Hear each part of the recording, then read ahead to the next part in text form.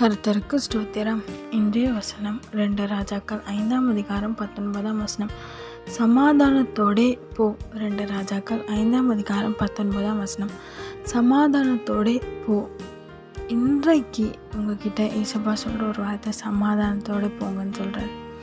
நீங்கள் போகிற காரியத்தில் வெற்றி தருவேன்னு சொல்கிறாரு. ஒரு ஆசீர்வாதம் தருவேன்னு சொல்கிறாரு. ஒரு அற்புதம் செய்வேன்னு சொல்கிறாரு. ஆமென். அது எதுவாக வேணால் இருக்கலாம். உங்களுக்கு சமாதானம் உண்டாகும்படியாக செய்வேன்னு சொல்கிறாரு.